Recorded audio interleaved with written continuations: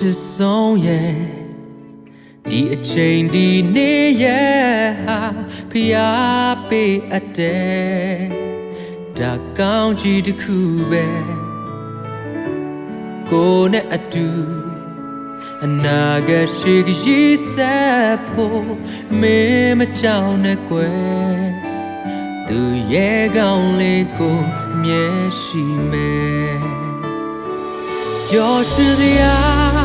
မိသားစုလေးဖန်တီးမယ်အစင်မပြေခြင်းလည်းရှိမယ်ကလေးမကြောက်နဲ့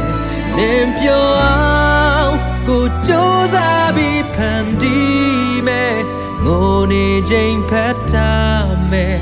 သူရဲ့ကောင်းလေးကိုအမြဲရှိမယ်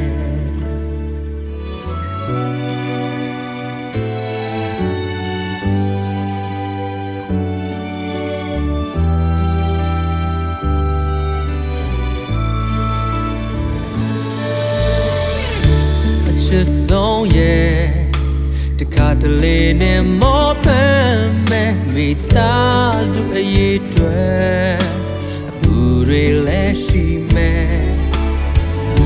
ကတိပေးတယ်ဘလို့ပင်ခက်ခဲကြမ်းပါစေမင်းရဲ့နဘေးက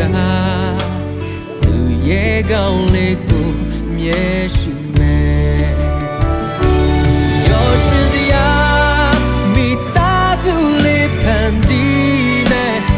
မပြေခြင်းလည်းရှိ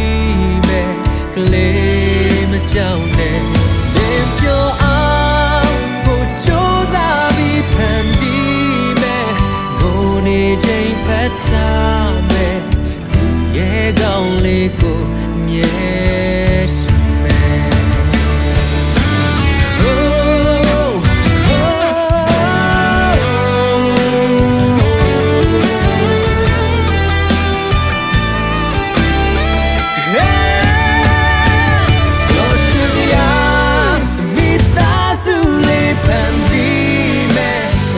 ပြေ